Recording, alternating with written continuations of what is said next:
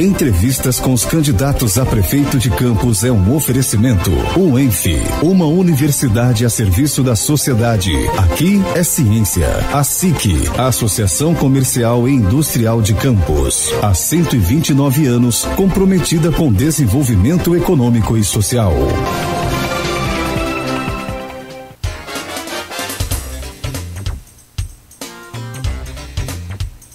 7h35 em Campos. Estamos de volta com o Folha no Ar, primeira edição.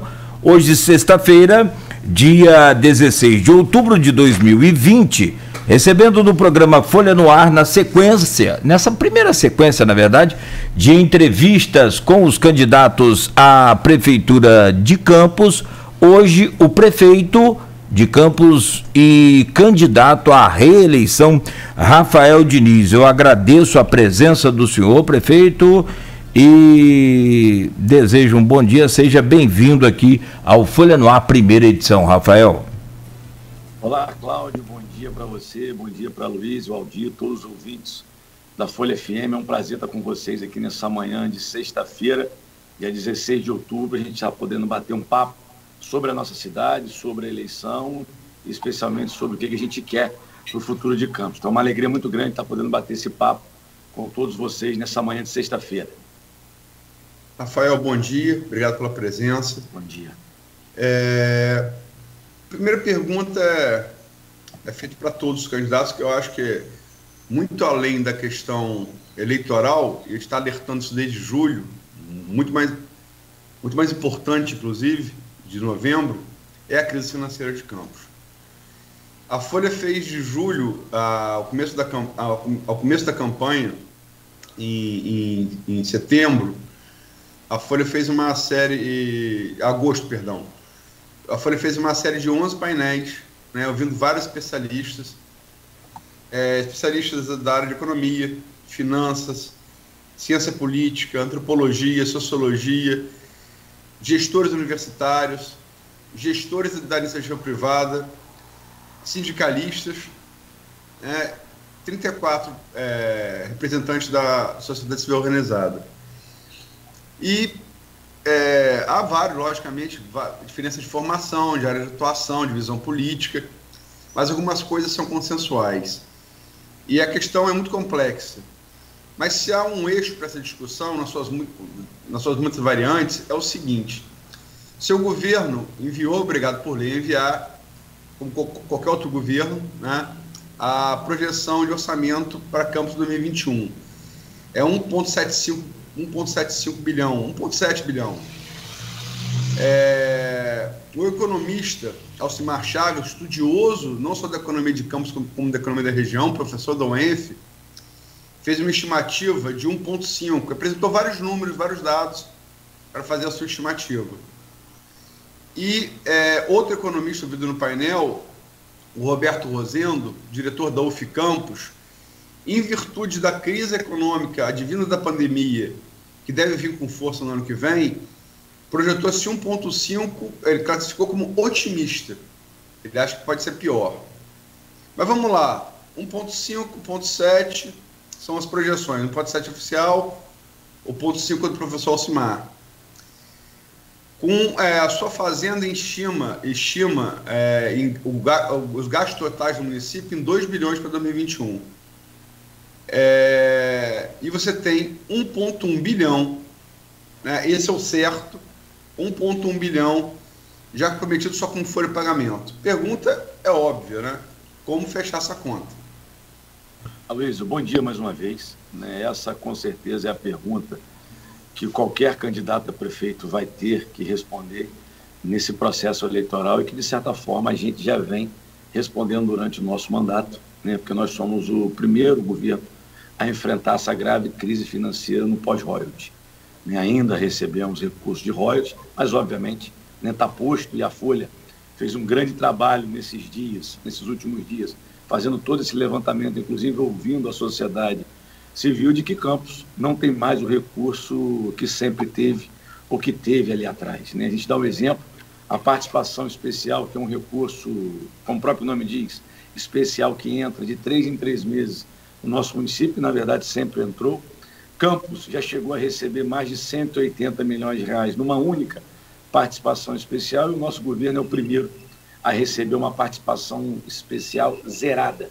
É isso mesmo, Campos já chegou a receber 180, mais de 180 milhões num único mês de participação especial, e a gente recebe, por exemplo, na participação especial do mês de agosto, uma participação especial zerada. E esse é o grande desafio daí, a grande resposta a ser respondida. O que eu posso dizer não é o que a gente vai fazer, na verdade, o que a gente já vem fazendo para enfrentar essa grave crise financeira. Como você bem colocou, professores renomados e respeitados apontam na casa de 1,5, né? O governo hoje entende a possibilidade de 1,7, que é o que a gente deve estar realizando nesse ano de 2020. Lembrar, o nosso primeiro ano de governo, o orçamento que nós alcançamos foi de 1,6, ou seja, aquilo que muitos estão apresentando, o que deve ser feito para Campos com esse recurso, a gente já enfrentou o nosso primeiro ano de governo em 2017, quando a gente teve um orçamento de 1,6.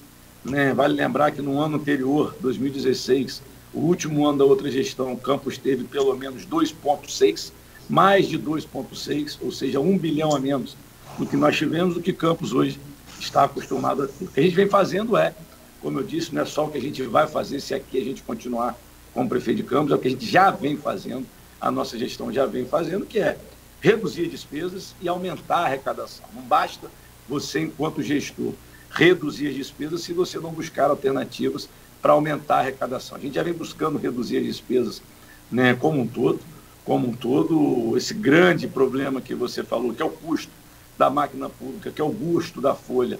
A gente vem tentando reduzir, mas muitas das vezes vocês que acompanham, né, como imprensa responsável, a política municipal, vocês viram no final do ano passado, quando eu enviei 3 projetos de lei para a Câmara Municipal, para que nos pudesse possibilitar um desinchaço maior da máquina, mas infelizmente isso não foi aprovado pela Câmara Municipal. A gente respeita, não compreendo, não concordo, mas respeito a decisão do Poder Legislativo. A gente vem tentando reduzir essa máquina, que, como você bem colocou, custa 1,1 bilhão, ou seja, 1 bilhão e 100 milhões de reais, inevitavelmente, independente do orçamento, a gente tem que pagar 1,100 de folha. E esse é o grande desafio, porque você tem todos os outros serviços, a gente não está falando de qualquer serviço, a gente está falando de serviços essenciais que precisam continuar a serem prestados em nossa cidade, que para isso precisa de recursos. Também daí o grande desafio de não apenas enxugar a máquina, mas também diminuir o valor desse serviço que a gente vem fazendo ao longo do nosso ano, mas também gerar receita e aumentar o recurso. A nossa gestão aumentou em 100 milhões de reais a arrecadação própria, em quase 100 milhões de reais de arrecadação própria, que não foi feito lá atrás, a gente teve a responsabilidade de fazer, que não é ficar parado esperando os royalties, é agir, a gente agiu com gestão responsável de tributos e também buscar recurso em Brasília. A gente está vendo aí alguns candidatos, porque eu vou voltar com isso, porque eu vou voltar com aquilo, tudo bem. Só me diz de onde que vai tirar o dinheiro. Essa é uma resposta que as pessoas precisam dar também. Não é só prometer, é dizer de onde vem tirar. Eu vou conseguir o recurso em Brasília. Tem um dado muito importante. O nosso governo foi o que mais arrecadou, que mais conseguiu recurso em Brasília nos últimos anos. Em 4 anos, nós já conseguimos mais que captar, receber nos cofres públicos de Campos 175 milhões só de parceria com os deputados federais. 175 milhões de recurso federal. Isso em 4 anos. O outro governo chegou a receber 18 milhões no dobro do tempo, ou seja, em 8 anos conseguiu quase que 10 vezes menos o que nós conseguimos com metade do tempo. Ou seja, esse exercício de buscar aumentar a arrecadação própria, a gente já vem fazendo, esse exercício de buscar mais parcerias com o governo federal, de atrair recursos do governo federal, a gente já vem fazendo para poder fazer e encontrar esse número mágico, que é sim um número mágico ainda, de adaptar Campos a essa nova realidade financeira. Por isso que eu afirmo, mais que fazer, a gente já vem fazendo no enfrentamento dessa grave crise financeira. E é grave mesmo, a gente precisa entender, né? Não dá para a gente ficar fazendo promessas, né, de forma irresponsável. Existe uma cidade que depende do prefeito. O prefeito de Campos hoje, ele tem que entender, se alguém achar que ser prefeito de Campos hoje é fácil, é melhor desistir agora. Não é fácil. São decisões difíceis e importantes e necessárias todo santo dia, na grande parte dessas decisões, você é obrigado a dizer não, você é obrigado, muitas das vezes, a tomar decisões que vão desagradar, mas não há outro caminho, porque nós não temos mais o dinheiro que Campos tinha antes. Fácil devia ser quando administrava essa cidade e decidiam construir um CEPOP de 100 milhões de reais, que nós não faríamos. Construir uma cidade da criança de 20 milhões de reais, que nós transformamos num polo de vacinação infantil. Construir os arcos da Beira Valão, mais de 20 milhões de reais, e nem retirar os arcos hoje. A gente pode, porque custa dinheiro retirar. A gente não pode lembrar só do passado recente, não. Tem um passado mais distante também, quando preferiram gastar 42 milhões de reais para destruir a Praça São Salvador. Né? Se a gente for atualizar esse valor hoje, deve estar se aproximando de 100 milhões de reais. Né? Aquela época que tinham aqueles desejos que até hoje ninguém consegue compreender, de enviar mais de R$1 milhão para uma escola de samba no Rio de Janeiro. Essas irresponsabilidades não dá mais, infelizmente, essa conta a gente paga hoje. E qualquer candidato a prefeito de Campos tem que entender que não dá mais para ficar brincando de administrar Campos, que a gente vem fazendo durante esses 3 anos e 9 meses, é tomar decisão difícil, não tem para onde correr. Né? Aquela velha história, a gente que é do interior gosta muito. Né? Se você quer tapar a cabeça com cobertor, você necessariamente vai deixar o pé de fora. E no caso específico de Campos, não é nem o pé, você chega a deixar a canela de fora, porque nós não temos mais o dinheiro que nós tínhamos antes. Por isso que eu digo, mais que fazer, é continuar fazendo o que a gente já vem fazendo. Ajustar a máquina pública e aumentar a nossa arrecadação. Rafael, bom dia novamente. Obrigado pela presença. Você falou do cenário de crise econômica, a Luiz falou da queda da arrecadação, e esse é um cenário que pode ainda ser pior ainda com o julgamento dos royalties, a partilha dos royalties do petróleo, que já foi adiado algumas vezes por pressão das bancadas, e agora está marcado novamente para dezembro. Existe já um planejamento como fechar essa conta se houver essa partilha dos royalties? Aldir, a sua pergunta, né, como sempre, muito pertinente, né, o seu trabalho enquanto jornalista, essa é a grande pergunta também, além de todo o desafio, mais que os candidatos, né, a prefeito de Campos, mais que eu enquanto prefeito de Campos, a população tem que entender se aquilo que já está difícil pode vir a ser pior na questão do recebimento de royalties, porque está marcado o julgamento, né, para o dia 3 de dezembro da possível partilha dos royalties. Essa é uma luta que a gente vem travando, eu enquanto até então presidente da Ampetro, uma vez que eu estou licenciado, né, uma vez que eu estou exercendo, buscando a reeleição, a gente teve que se afastar da presidência da Ampetro, mas enquanto presidente da Ampetro, o que a gente fez até hoje foi lutar pelos direitos de Campos, não apenas de Campos, mas dos municípios produtores de petróleo, né, para evitar esse absurdo que consideramos a partilha dos royalties. Acho que é direito de quem produz, e a gente vem lutando por isso enquanto membro da Ampetro e prefeito da nossa cidade. Por várias vezes estivemos junto ao presidente da Câmara, deputado federal Rodrigo Maia, já estivemos, à época, hoje ex-presidente do Supremo Tribunal Federal, ministro Dias Toffoli, conseguimos aí, isso, todas as forças políticas, não é o crédito só a gente, muito pelo contrário, todas as forças políticas, prefeitos, deputados estaduais, deputados federais, buscamos, né, esse adiamento. Estamos ainda nessa luta. Caso não haja o adiamento, a Ampetro já está representada com advogado constituído há muito tempo, que estará lá fazendo a defesa de Campos e dos municípios produtores de petróleo. Né, ao quanto mais a gente puder evitar esse julgamento, é melhor, até porque vivemos um momento mais difícil ainda, além da dificuldade financeira com a queda de royalties. A gente vive esse momento de pandemia, e por mais grave que seja a questão da pandemia, o pós-pandemia também continua sendo grave, né, na questão econômica, na questão social. Então, qualquer partilha, qualquer diminuição daquilo que já é pouco, dificulta ainda mais a vida não apenas de Campos, mas de todos os municípios. Mas, se porventura houver o julgamento, a gente precisa aguardar para saber como será essa decisão, né, quais serão os efeitos dessa decisão.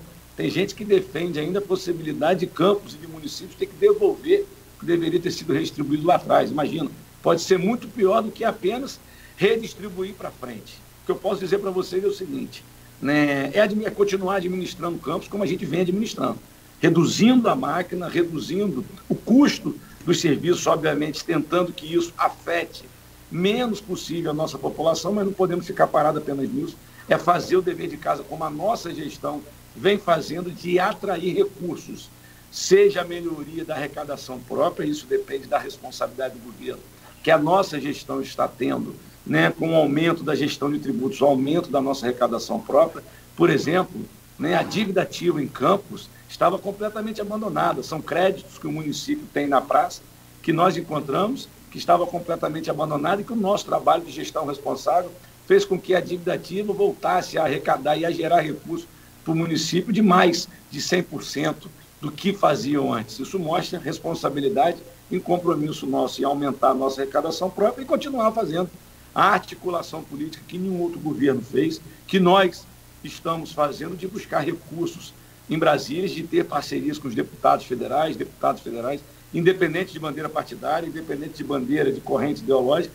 Se aquele deputado, se aquela deputada quer ajudar o nosso município, a gente precisa, sim, receber da melhor maneira possível para poder aumentar o recebimento dessas verbas federais, como a gente vem fazendo. Eu acho, Aldir, o cidadão tem que entender isso com a gente, o prefeito de Campos, eu sei disso, é um dia de cada vez. Vocês anunciaram aqui há pouco, né, que ontem nós pagamos 60% do aposentado e do pensionista. Se eu pudesse, eu queria ter pago 100% semana passada. E quando a gente não realiza um pagamento, isso é importante deixar claro, especialmente em respeito ao aposentado, ao pensionista, não é porque a gente não quer, porque não tem dinheiro para poder fazer. De imediato, quando a gente tem esse dinheiro, quando ontem conseguimos juntar, a gente de imediato realiza o pagamento. Já amanhecemos hoje trabalhando para conseguir realizar o pagamento dos outros 40%. Tem hora que, não, é tudo culpa de Rafael Diniz. Alguém acha em sã consciência que um prefeito não paga porque ele não quer? Muito pelo contrário, a gente não paga porque não tem dinheiro. O aposentado e pensionista, ele tem que saber, se não fosse a nossa gestão, esse atraso de alguns dias e semana poderia estar em mais de 3, 4, 5 meses, pelo crime que cometeram no Prévio Campos lá atrás, pelos mais de 400 milhões que retiraram dos cofres do Prévio Campos no final de 2016, o último ano de governo da outra gestão. Então, o que a gente vem fazendo é reunir esforços, sendo responsável com o aposentado e pensionista para manter o pagamento dele. Então, é um exemplo que eu dou de que não temos oportunidade em Campos, infelizmente, por mais planejamento que desejamos fazer e que fazemos, é um dia de cada vez de ser prefeito de Campos. Hoje é saber isso. O que vai ter de recurso amanhã? Como é que a gente pode trabalhar para ter mais recurso amanhã? E essa é a nossa realidade. Aguardar o dia 3, eu, enquanto prefeito de Campos, independente do resultado eleitoral, a gente vai estar trabalhando muito, para evitar esse mal da redistribuição. E caso ela venha acontecer, vamos brigar para que ela não aconteça, a gente vai continuar como prefeito, se tivermos que continuar trabalhando e trabalhando muito, para reduzir o custo e, mais que isso, aumentar a arrecadação do nosso município. Só para destacar que o programa é transmitido no streaming aberto a comentários, está uma briga de foice no escuro como eu nunca vi. Eu peço ao Cláudio Nogueira, que está ancorando, para ser mais atento, porque ofensa pessoal por um lado e por outro não é admitido. Sim, já. Cláudio Nogueira, já. Por favor. Comentário com ofensa pessoal para um lado, para o outro, vai ser excluído. Perfeitamente. Por favor, você fica atento aí. Claro. Suposto, Rafael. Vou voltar aos painéis, tá? Se você me permite. Pois não. Nos 11 painéis, você teve três opções alternativas à crise que foram consensuais. São pessoas diferentes, né, formações diferentes, como eu já disse, áreas de atuação diferentes, ideologias políticas diferentes.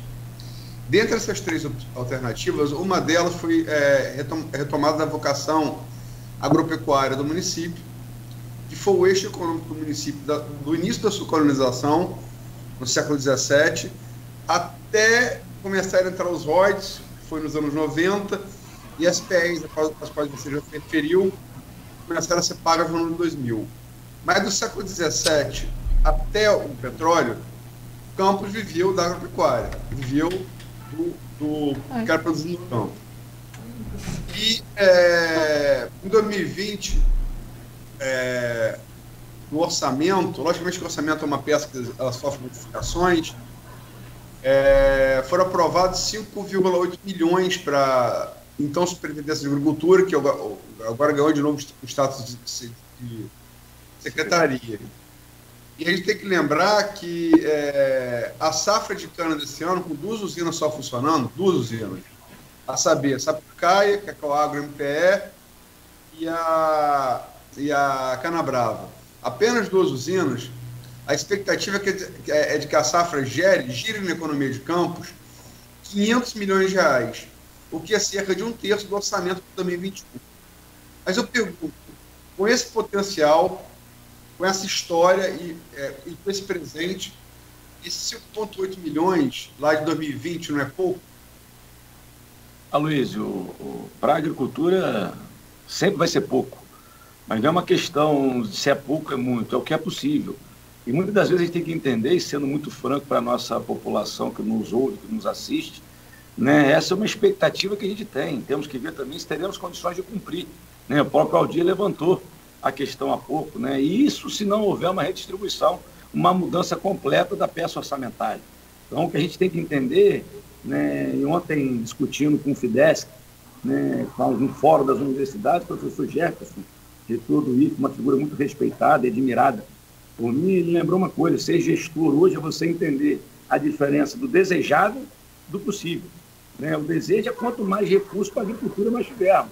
Agora, a gente depende também daquilo que o possível nos permite ofertar para a agricultura. A gente tem que fazer uma comparação de como sempre foi, né, do que a gente vem fazendo, que a gente pretende fazer para a nossa cidade, especificamente na agricultura. Eu me lembro quando a gente entra no governo, os tratores destruídos, né, máquinas destruídas, em que a gente teve que trabalhar com metade do orçamento, né, com menos de 1 bilhão do orçamento comparado ao ano anterior do outro governo, 2016, a gente começar a recuperar essas máquinas. A gente foi a Brasília, a gente conseguiu 5 tratores, 5 equipamentos novos para poder atender a nossa população. Então, isso é importante a gente refletir. Tem uma palavra que hoje, né, parece uma palavra fácil de ser dita como um candidato que quer apresentar uma proposta, que é o agronegócio. Não, a gente tem que investir no agronegócio. Primeiro, a gente tem que conversar com o homem do campo, que a nossa gestão vem conversando. Eu ouvi uma frase muito importante, que é a seguinte: prefeito, como pensar em agronegócio se primeiro nenhum agro tem? E precisa trabalhar para ter o agro, para fortalecer a produção lá na ponta. E a nossa gestão vem trabalhando para ofertar estrutura lá na ponta para o nosso produtor, mesmo com toda a dificuldade financeira. A gente já recuperou mais de 600 quilômetros de estradas vicinais, né? Nós temos uma cidade de 4.000 quilômetros quadrados de extensão. A gente queria ter ofertado muito mais, a gente quer ofertar muito mais, mas foi o que a gente pôde fazer até hoje: distribuição de semente, de árvores frutíferas, o fortalecimento do produtor pela própria Secretaria de Agricultura, como você bem lembrou. Nós transformamos a superintendência numa Secretaria de Agricultura, quando a gente desburocratiza e oferta para o nosso produtor a oportunidade dele adquirir o selo, o certificado de inspeção municipal, né, que garante a ele, né, o direito de regularidade para vender o seu produto oficialmente, legalizadamente dentro da nossa cidade. Isso a nossa secretaria já fez. Tem um exemplo de um laticínio, de um rapaz chamado Alcione. Ele vendia queijo de forma clandestina, palavras dele, e depois da regularização por parte da Secretaria de Agricultura, ele volta a produzir, a vender queijo, ele passa a vender queijo dentro da legalidade. Ou seja, são exemplos que a gente oportuniza o nosso produtor. Hoje, o produtor de Campos, quando ele quer, e a gente tem buscado facilitar e desburocratizar a vida dele, ele vende para merenda escolar. Ou seja, ele tem a oportunidade de vender a produção para aquele mercado e oferta alimento para as nossas escolas públicas. E a gente foi além. Por exemplo, no Fundecam, a gente criou linhas no Fundecam para atender o produtor, da nossa cidade. Por exemplo, o Fundecam, agricultura familiar, você consegue, quem entende um pouquinho do tema sabe que o produtor ele tem condição de buscar um recurso no governo federal, o Pronaf, e ele tem que pagar juros desse empréstimo que ele pega junto ao governo federal. O que o Fundecam faz? Cria a linha Fundecam Agricultura Familiar, que permite a gente, enquanto prefeitura, cobrir os juros desse produtor quando ele se torna pronafista. Você falou a questão da plantação e da produção de cana. A gente criou o Fundecam Agrocana para pequenos produtores até 10 hectares, a gente abre uma linha de crédito e poder conseguir com a prefeitura uma oportunidade de até R$10 mil para poder melhorar e facilitar a produção e aumentar a produção daquele pequeno produtor. São algumas linhas que a gente vem enfrentando, a gente já vem realizando para quê? Para fortalecer o agro e fazer com que esse agro se transforme verdadeiramente em negócio. E a gente quer avançar e quer avançar muito mais, inclusive com 2 projetos de leis importantíssimos que a gente vai apresentar para a Câmara Municipal, como nosso objetivo também de governo pelos próximos 4 anos, que é o Fundo Municipal de Agricultura, você conseguir recursos não apenas da Prefeitura, mas recursos de fora, sejam eles públicos, estaduais, sejam eles públicos, federais, e também particular da iniciativa privada e também o nosso plano de desenvolvimento rural sustentável para atingir outras 10 atividades e o fortalecimento dessas atividades. Nosso objetivo, enquanto governo, é tornar a política de agricultura na nossa cidade uma política não de governo, mas uma política de Estado, que o produtor se sinta confiante naquele trabalho que está acontecendo, que independente do governo, a produção vai continuar, o serviço vai continuar e a gente vai fazer a nossa cidade retomar o seu crescimento também pela agricultura. Um outro assunto, Rafael, que nessa série de entrevistas é recorrente, são os programas sociais. Dando uma olhada aqui no seu programa de governo, não cita especificamente eventuais retomadas de programas sociais. Nem mesmo o restaurante popular, que você chegou a falar em abertura durante o seu governo, nessa sua gestão. Existe possibilidade de retomada de algum programa social dentro desse contexto? Aldir, primeiro a gente relembrar que enquanto a gente pôde, a gente manteve programas sociais, enquanto a gente pôde, a gente manteve o Cheque Cidadão, a gente manteve o Restaurante Popular. Vale fazer uma lembrança desses 2 programas. O Restaurante Popular ele foi municipalizado no final de 2016, ou seja, num ano eleitoral, né? Ali fica claro o interesse do grupo político que aqui estava de fazer, né, uma graça política e eleitoreira municipalizando um restaurante que era de responsabilidade do Estado. Como eu disse, a gente manteve essa prática enquanto a gente teve condição financeira de manter. Não adianta também ficar mantendo se você não tem condição financeira de manter, enganando a população. Aí é melhor ter coragem de falar a verdade para a população. Ali, infelizmente, nós não temos condições mais de manter. Por isso que a gente teve que suspender esse serviço. Da mesma forma, com relação ao Cheque Cidadão, a gente tentou manter, a gente manteve por alguns meses a oferta do Cheque Cidadão em nossa cidade. Vai lembrar que ofertando de forma responsável, não daquela forma irresponsável e criminosa que levou muitas pessoas do governo passado à prisão, não.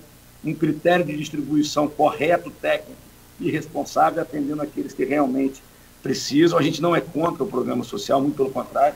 Ninguém pode ser contra aquilo que mata a fome de quem hoje está passando fome, mas assim como aconteceu com o Restaurante Popular, se nós não temos mais condições financeiras, a gente, né, tem que ter coragem de dizer, olha, infelizmente agora não tem, e buscar outras alternativas essas que a gente vem buscando. Com relação, por exemplo, ao Cheque Cidadão, se a gente não tem condição de ofertar mais, a gente busca uma alternativa possível, que é a ampliação, e nós ampliamos a distribuição de cesta básica na nossa gestão. Agora, uma coisa é certa, a gente amplia a distribuição de cesta básica na nossa gestão com base em critério técnico. Pode perguntar aos assistentes sociais que trabalham na nossa Secretaria de Desenvolvimento Humano e Social, que são relatos dos próprios assistentes. É a primeira vez que um governo nunca obrigou um assistente a dar cesta para quem não precisa. É a primeira vez que um governo não obriga um assistente a dar cesta em troca de voto, não. A cesta é distribuída com base nos critérios técnicos do assistente social e vai distribuir para quem realmente precisa. E um outro ponto importantíssimo, não é apenas ofertar o peixe, é você criar alternativas para que a pessoa aprenda a pescar e passe a produzir a sua renda, independente de uma oferta do governo. E isso a gente vem fazendo em vários temas. Eu citei que agora, por exemplo, na agricultura, quando a gente abre linhas de crédito para o produtor, para ele não depender mais de um cheque, mas ele sim de uma ajuda direta do governo, mas ele sim passar a produzir e gerar sua própria renda, e mais que isso, gerar emprego e renda para outras pessoas. A gente faz isso por vários cursos de inclusão produtiva, O nosso atendimento nos nossos CRAs, nos nossos CREAs, aumentamos em 89%.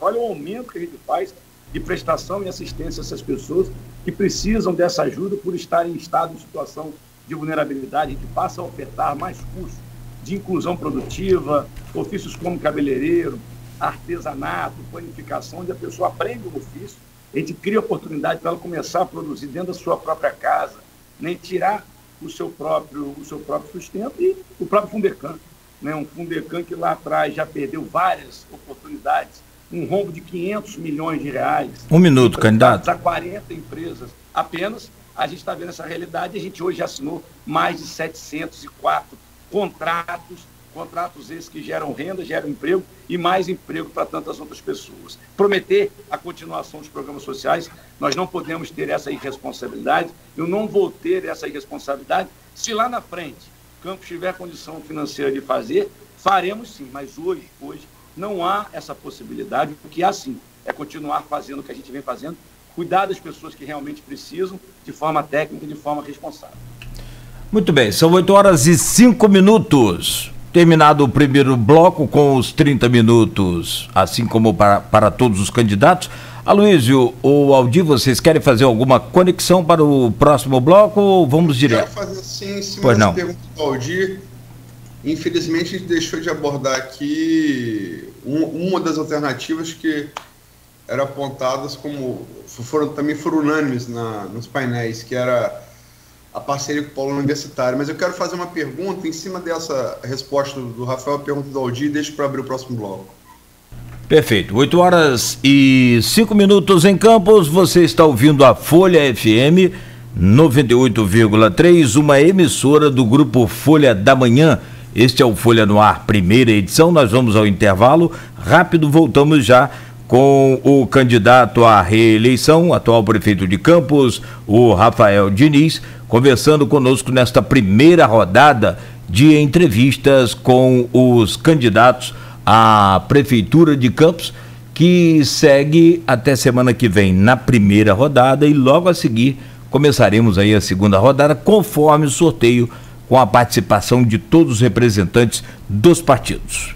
Oferecimento dos laboratórios Plínio Bacelar e Clínica Proteus.